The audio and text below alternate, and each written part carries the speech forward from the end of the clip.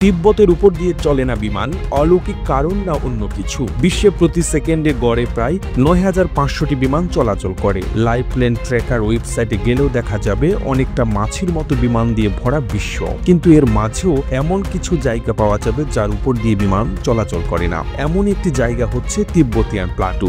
শুধু যে এই জায়গা দিয়ে বিমান চলাচল করে না তা নয়, দেখা যায় অনেক বিমান ইচ্ছাকৃতভাবে এই জায়গাটা এড়িয়ে আরো লম্বা রুটে যাচ্ছে। কিন্তু কেন, কি আছে এই অঞ্চলে? তিব্বতিয়ান প্লাটুর আয়তন প্রায় ২৫ লাখ বর্গ কিলোমিটার। ভৌগোলিকভাবে এই অঞ্চলটা বাণিজ্যিক বিমানের জন্য খুবই গুরুত্বপূর্ণ, কারণ চায়নার সাথে ইউরোপ বা মধ্যপ্রাচ্যের বিমান যোগাযোগের জন্য এই পথটি একটি শর্টকাট, যা সময়, অর্থ আর জ্বালানি বাঁচায়। কিন্তু তবুও এই অঞ্চলের উপর দিয়ে কোনো বাণিজ্যিক ফ্লাইট চলাচল করে না। এই ঘটনার বেশ কিছু কারণ রয়েছে, যার মাঝে প্রথমটি হলো উচ্চতা। তিব্বতিয়ান প্লাটু একটি পর্বতময় অঞ্চল। উঁচু উঁচু পর্বত থাকায় এই অঞ্চলের উপর দিয়ে যাওয়ার সময় একটি বিমানকে অন্তত ১৪,০০০ ফুট উঁচুতে থাকতে হবে, আর বাণিজ্যিক ফ্লাইটের উচ্চতা থাকে ৩৫,০০০ ফুট। তাহলে তো কোনো সমস্যা হওয়ার কথা না। সাধারণ পরিস্থিতিতে আসলেও সমস্যা হওয়ার কথা না, কিন্তু যদি বিমানে টার্বুলেন্স দেখা দেয়, যেমন কেবিনে বায়ুচাপ কমে যাওয়া বা ইঞ্জিনে কোনো সমস্যা, তখন হতে পারে ভয়াবহ বিপদ। এমনিতে কেবিনে চাপ কমে গেলে সেটি কোনো বড় সমস্যা না। সেক্ষেত্রে বিমানের অক্সিজেন মাস্ক রয়েছে এবং এই অক্সিজেন দিয়ে অন্তত ২০ মিনিট থাকা সম্ভব। তবে এই সময়ের মাঝে বিমানকে ৩৫,০০০ ফুট থেকে নামিয়ে নিয়ে আসতে হবে ১০,০০০ ফুটে, তাহলে চাপ স্বাভাবিক হয়ে যাবে।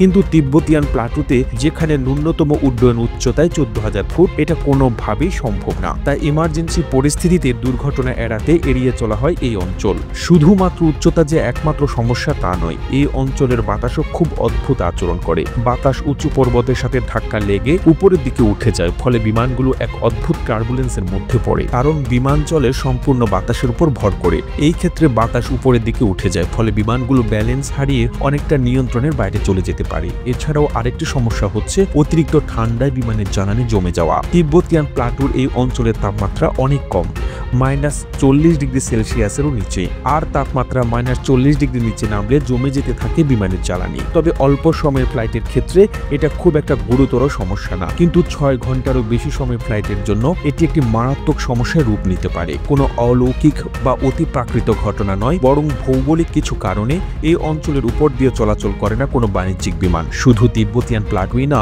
বিশ্বের আরো কিছু অঞ্চলের উপর দিয়ে বিমান চলাচল করে না। এমন প্রতিটা স্থানের পেছনে রয়েছে কিছু ব্যাখ্যা। প্রতিবেদনটি তৈরিতে তথ্য ও উপাত্তের সাহায্য নেওয়া হয়েছে বাংলা ভিশন টিভি থেকে। আর এতক্ষণ আপনারা সঙ্গে ছিলেন বিশ্ব বাংলার। সেই সঙ্গে আপনি বাংলাদেশের কোন জেলা থেকে এই ভিডিওটি দেখছেন আমাদের কমেন্ট করে জানান। আমরা পরবর্তী ভিডিওতে আপনাকে ধন্যবাদ জানাতে ভুলব না। এতক্ষণ বিশ্ব বাংলার সাথে থাকার জন্য অসংখ্য ধন্যবাদ।